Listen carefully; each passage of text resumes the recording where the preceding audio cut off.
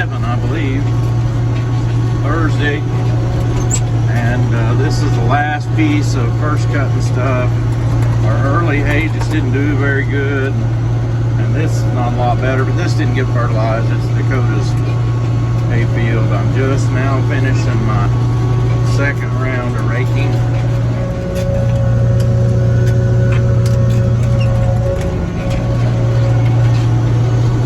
And figured I better put some kind of video out. I've got some viewers that are good to watch every one of them, so I'll try to keep putting something out.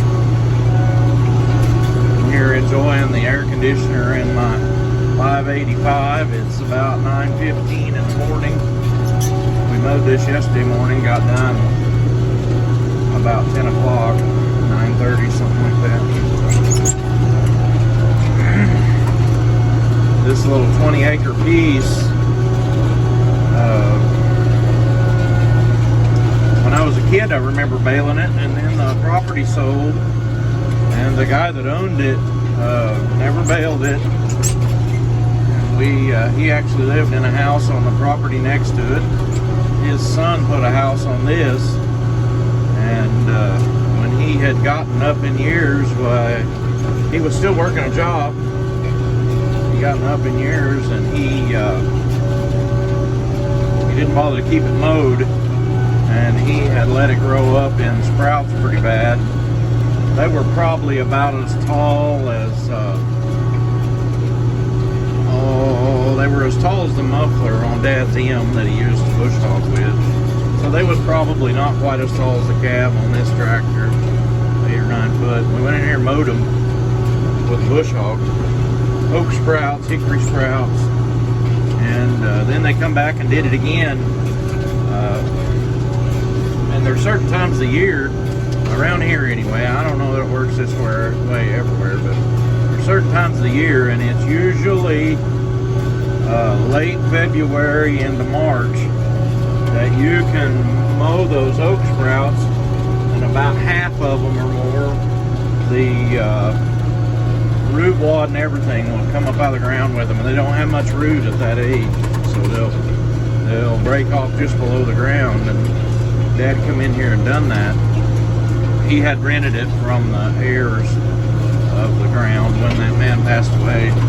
Kind of a funny thing how he passed away. He was in line to clock out at the place where he worked, and he leaned over against the wall. And when the line moved, the people behind him nudged him on the shoulder, and he fell over and he was dead. They said he had an aneurysm in his heart, and if he had been at the hospital, they wouldn't have been able to help him. So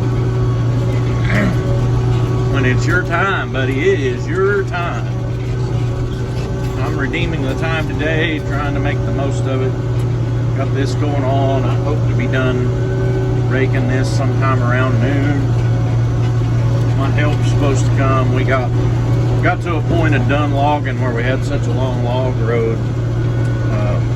One or two more places in the back of it we could get some more trees cut, but the ground's dadgum soft, and even though we haven't had any rain, it's down in a creek bottom, and it was just really slick, hard to get around in there with my skid loader. So it would have to be really, really, really dry for us to get to bale there, or to cut trees there in that spot again. But we got quite a little bit of timber out of there. I think the landowner's part was right close to it was over $5,000. Haven't took him the last check yet, but I'm kind of hoping he'll be happy.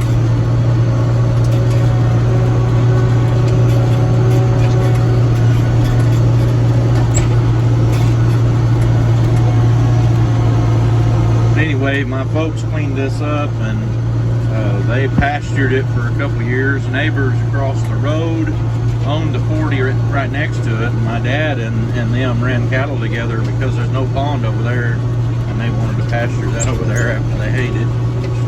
So they ran cattle together on this place and that one for a few years. You know, That's something about a good arrangement. Scott and I have a pretty good arrangement here. We help each other out in the hayfield. Sometimes he can't be there, sometimes I can't be there, but when we're not, both of us working in the hay, we kind of cripple along. It goes off a lot slower. And the one person that's pedaling really hard then really gets wore out, I can tell you that, because I've been it. I know he's been it too, but I'd like to be able to give you a total on how many bales we've made, but it's so pitiful I'm not going to mention it. We only had one field that yielded like it should have with the fertilizer we put on it, and most of that stems from the fact we was in a drought the biggest part of last year, and we're still pretty doggone dry. You person look at this stuff we're baling probably on the video and say, that looks just about like all cheat. Some of it is, but the Bermuda grass has grown up through it pretty good. It'll be better than a snowdrift. So we got the international tractors out of working today. Old Identity Crisis over there baling. She's a 1086. And this here thing I'm using is a 585 XL. Using a Vermeer 605F baler. Funny thing about that baler, I bought that baler at an auction and gave $500 for it several years ago. And I've done some work to it, but I got several parts balers. I believe one of the tires just peeled a piece out of the middle of it. Yeah, the tires that's on it were wagon tires. You never know. I seen him stopped over there on the first round. I bet that's when I done that. He may have cut it off so it would keep rolling. As long as it's still got air in it, we'll be alright. Well, maybe I'll get a video of this when we get done baling here today. Well, I got quite a little bit of it raked, and he's caught up with me almost with the baler. I'm almost in the middle of the field. I assume I'm a little closer to the back.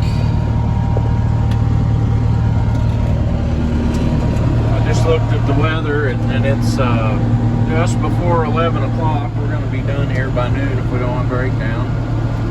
And it said it's 90, feels like 95.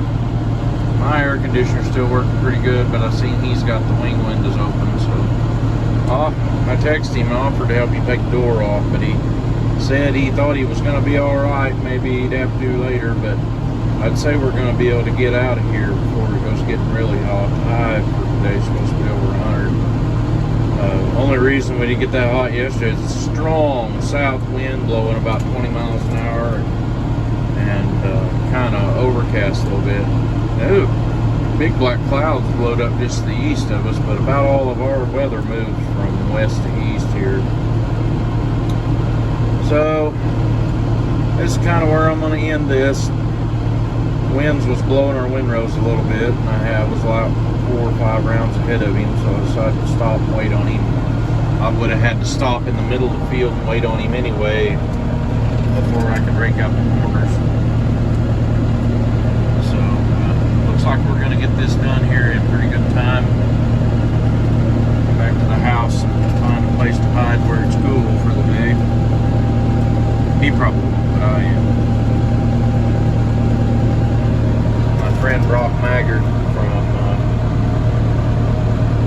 Rock Hill Farm is supposed to come by this afternoon, maybe and pick up the fuel tank. He's been awful good to me. He loaned me his skid steer wood splitter, and it's been at my place ever since last winter. Well, I don't have very much left to go here, so I probably better let you go. So, hey, thanks for watching. I've been really not getting any footage lately. We had Vacation Bible School at church, and I've been through 2 church camps, and trying to bale hay and cut logs in between all that. But appreciate y'all watching and keeping up with my channel. And yep, I'm still kicking around. And we'll catch you on the next one.